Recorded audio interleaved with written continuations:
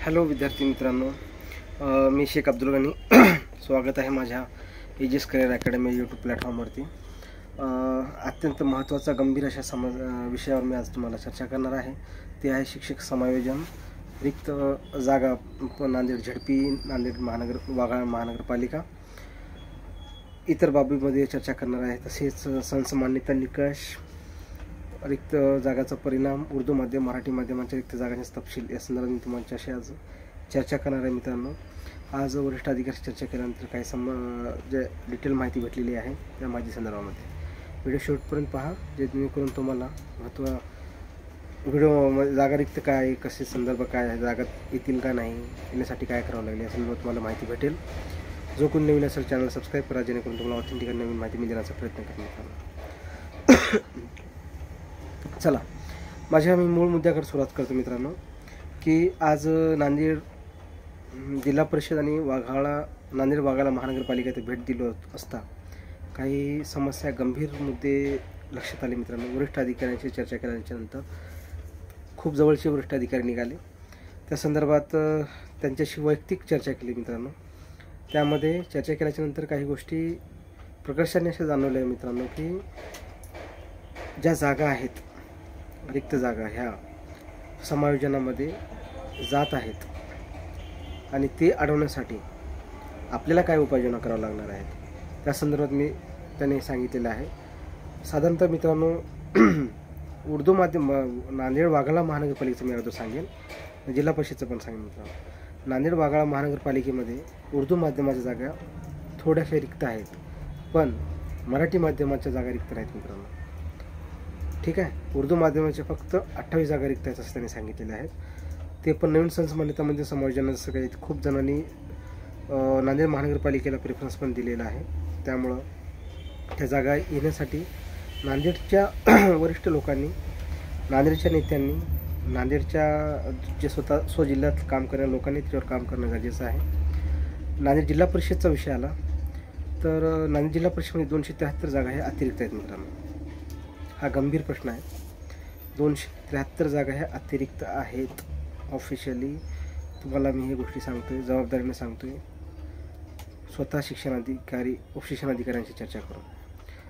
म्हणजे कारण सांगण्याचं तात्पर्य असं आहे मित्रांनो, ही गंभीर समस्या आहे आणि ह्या जागा ज्या झालेल्या आहेत मागच्या 22-23च्या संसमान्यतामध्ये हे जागा रिक्त होत्या, 24-25च्या संसमान्यतेमध्ये अतिरिक्त झालेल्या आहेत। आता खूप समस्या आहेत, या समस्या खतरनाक आहेत मित्रांनो। प्रत्येक जिल्हा परिषदेमध्ये हीच परिस्थिती चालू आहे। जुन्या जागा ह्या समायोजनाच्या नावाखाली देत आहेत आणि संस्था ज्या आहेत पटसंख्येच्या अभावी काही शिक्षक अतिरिक्त ठरवून पद्धतशीरपणे काही आर्थिक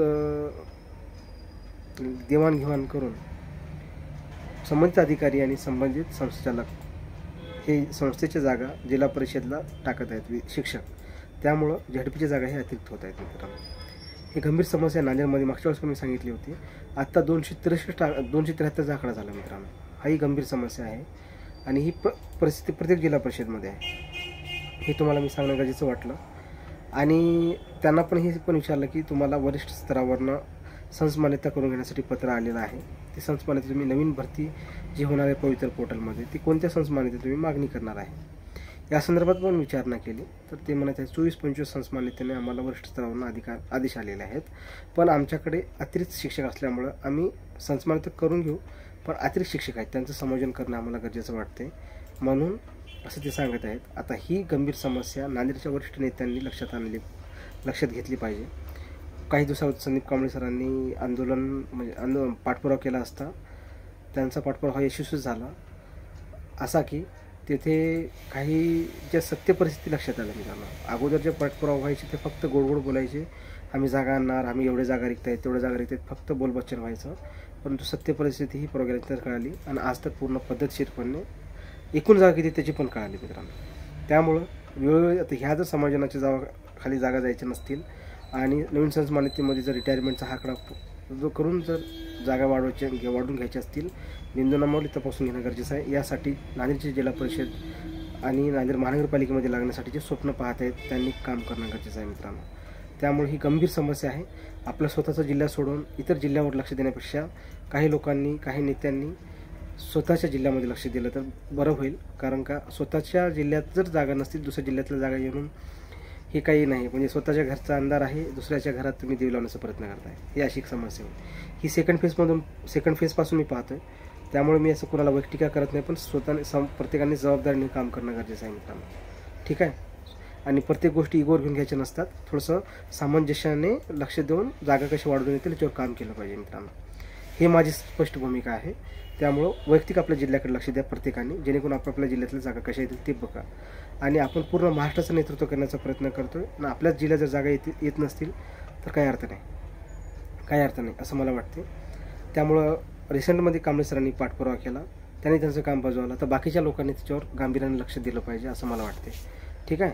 आणि कांबळे सर पाठपुरावा करतेच, पंचायत जागाचं स्वप्न आहे. जर बघायचं असेल तर प्रत्येक जिल्हा परिषद आपल्यासाठी महत्त्वाची आहे. ठीक आहे, हे मला असं वाटते.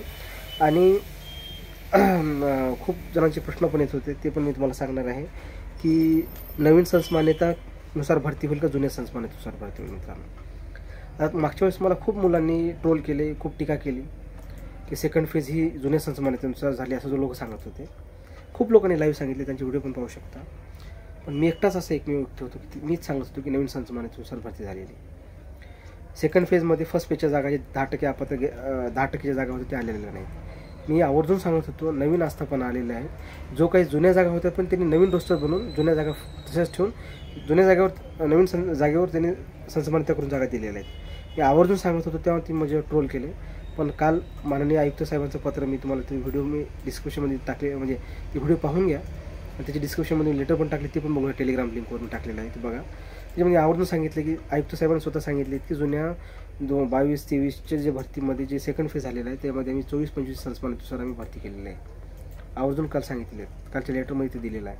त्यामुळं समजून घ्या, हे फॅक्ट आहे, हे अभ्यास आहे. आणि कुणाला तुम्हाला खोटं सांगून मला काही भेटत नाही, कारण मी बी तुमच्यापैकी एक आहे. त्यामुळे हे सत्य आहे ते स्वीकारा, नाही स्वीकारलं तर नाही स्वीकारा. तुम्ही कुणाच्या अंतर्भक्त व्हायचं त्यांच्या अंतर्भक्त व्हा, तसं मला काही फरक पडणार नाही. पण मूळ मुद्दा जे स्पष्ट आहे ते आहे की सेकंड फेजमध्ये ह्या जागा हे नवीन संचमान्यतेनुसार आल्या. आणि जुन्या संचमान्यतेमध्ये ज्या जागा होत्या नवीन संचमान्यतेमध्ये एक नवीन मराठा आरक्षण SC-BC रिझर्वेशन लागू झाल्यामुळं नियमानुसार रोस्टर क्लिअर करून घेणं गरजेचं होतं. ते न झाल्यामुळं ह्या सेकंड फेजमध्ये ह्या जागा न येता नवीन जागा ह्या ॲड झालेल्या आहेत मित्रांनो. मागं पण ते सांगितलं होतं. आणि नियमानुसार नवीन आरक्षण लागू झाले तर रोस्टर तपासून घेणं ही बंधनकारक असते. रोस्टर क्लिअर नसेल तर जागा येत नसतात. मी अगोदर वारंवार हे सांगितलेलं आहे. आणि सेकंड फेजच्या दरम्यानमध्ये रोस्टर क्लिअर नाही हे सांगणारा पहिला व्यक्ती मीच आहे. व्हिडिओ काढून घेऊन पाहून बघू शकता. त्यावेळेस मला खूप लोकांनी टीका केली, पण मी काय जे सत्य आहे मी ते तुमच्यासमोर मांडण्याचा प्रयत्न केला. आणि ज्यावेळेस पोरांना ते सत्य कळालं त्यावेळेस वेळ निघून गेलेली होती मित्रांनो. त्यामुळे समजून घ्या, आत्ताच समजून जा. मागच्या वेळेस पण काही लोकांनी सांगितलं की नांदेड जिल्हा परिषदेला खूप जागा रिक्त आहेत, नांदेड महानगरपालिकेच्या उर्दू माध्यमाच्या मराठी माध्यमाच्या जागा रिक्त आहेत, उर्दू माध्यमाच्या जागा रिक्त येणार आहेत. शेवटपर्यंत आल्या नाही, झुलत ठेवण्याचं काम केलं. त्यामुळं जागा नाही आल्या. खूप मुलांचं आयुष्याचं नुकसान झालं. काही मुली एजबार झालेत. याची जबाबदारी घेणार कोण? जे सोकॉल्ड काही लोक होते ते स्वतः लागले, संपला विषय. असा तो एक नियम आहे. त्यामुळं स्वतः पाठपुरावा करा, कुणावर विश्वास ठेवू नका. इव्हन माझ्यावर सुद्धा विश्वास ठेवू नका. स्वतः पाठपुरावा करा, स्वतः लागा, असं मला सांगायचं तुम्हाला. आणि काही गोष्टी जे चांगले लोक लिडरशिप करतात त्यांना तुम्ही सपोर्ट करा, असं मला वाटतं. तुम्हाला तुमची जर बुद्धी वाटली की हा नेता काम चांगला करतो त्यांना सपोर्ट करा. मी म्हणत नाही की याला करा त्यांना करा, ठीक आहे. आणि राहिला प्रश्न दुसरा मुद्दा की येणारी भरती ही 100% नवीन संचमान्यतेनुसार होणार. जोपर्यंत शासनाचे आदेश जर त्यांनी सांगितले जुन्या करू शकत नाही, हे पण सांगणारे मीच आहे. जुन्या संचमान्यतेमध्ये SC-BC आरक्षण नसल्यामुळं नवीन संचमान्यतेमध्ये शासनाचं धोरणात्मक आहे. त्याच्यामध्ये स्ट्रिक्टली 26 फेब्रुवारी 2024चा मराठा समाजाला भेटलेलं आरक्षणाचं शासनाचा GR वाचून घ्या तुम्ही.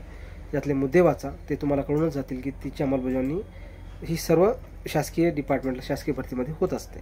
हेच नाही, 19ला पण जेव्हा EWS आरक्षण आले त्यावेळेस पण असंच होती परिस्थिती. त्यामुळे ते शासनाचा नियम आहे. नवीन जो कोणाला पण आरक्षण जेव्हा भविष्यात पण कोणत्या समाजाला भेटत असेल तेव्हा पण असे हे बिंदू नामावली रोस्टर तपासून घेणं गरजेचं असते. त्याच पद्धतीनं आत्ता नवीन संचमान्यतेनुसार भरती होईल 100% ही खरी आहे. ज्यांना कोणाला वाटते की जुन्या संचमान्यतेनुसार होईल ते चुकीचं आहे. जर जुनी संचमान्यतेनुसार भरती करून घ्यायची असेल तर तुम्हाला SC-BC आरक्षण बाजूला ठेवून भरती करावं लागणार आहे मित्रांनो, ठीक आहे. कारण का जुन्या संचमान्यतेमध्ये SC-BC आरक्षण नव्हतं. नवीन संचमान्यतेमध्ये SC-BC आरक्षण ॲड करून आलेलं आहे. आणि जुन्या संच-मान्यता लागू करायची असेल तर ते संख्येनुसार लागू करावं लागते.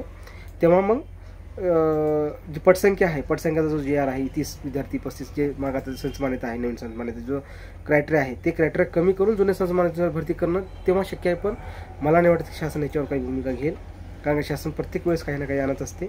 कंत्राटी भरतीचा NEP-मध्ये क्लॅश होतो म्हणून तो रद्द करून लाडका भाऊ योजना आली, ज्यामुळं गोंडस शब्द देऊन डायरेक्ट शासनाची विद्यार्थ्यांची फसवणूक झाली आणि कंत्राटी शिक्षक अप्रत्यक्षपणे भरण्यात आले आणि NEP-ला बगल देण्यात आले. असे खूप नियम आहेत मित्रांनो, हे तुम्ही समजून घेणं गरजेचं आहे.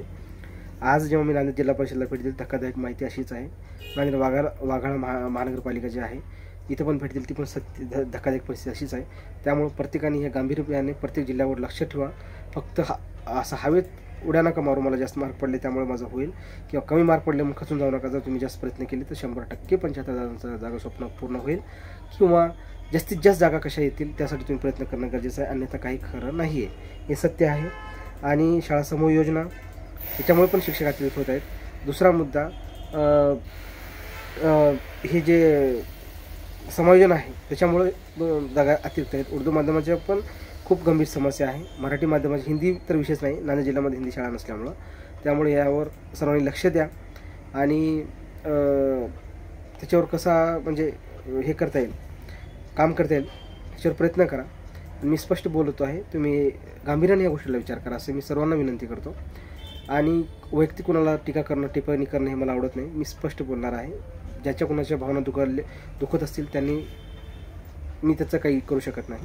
त्यामुळे हे सत्य सांगणं, सर्व विद्यार्थ्यांनी सांगणं माझं कर्तव्य समजतो, कारण मी पण एक विद्यार्थी आहे. आता ज्यांनी गोड बोलून आत्तापर्यंत शिक्षक भरतीमध्ये धोका देत असतात, हे मला 19 वर्षाचा अनुभव आहे. म्हणून मी तुम्हाला सांगतोय, स्वतः डोळे उघडून काम करा, जेणेकरून तुम्हाला वेळ निघून गेल्याच्यानंतर पश्चाताप करण्याची वेळ येणार नाही. मित्रांनो, आज धक्कादायक परिस्थिती मला जाणवली, मी तुम्हाला सांगितलं आहे. व्हिडिओ आवडला तर स्वतः सबस्क्राईब करा. नवीन माहिती असेल तुम्हाला हे भेटतच जाईल, आणि आपल्या मित्रांना शेअर करा, जेणेकरून त्यांना पण सत्य माहिती कळेल आणि जागा जास्त रिक्त कशा होत आहेत, काय आहेत, त्याचं कारण काय आहे हे तुम्हाला कळेल मित्रांनो. आणि नवीन असेल त्यांनी चॅनलला सबस्क्राईब करा. धन्यवाद मित्रांनो.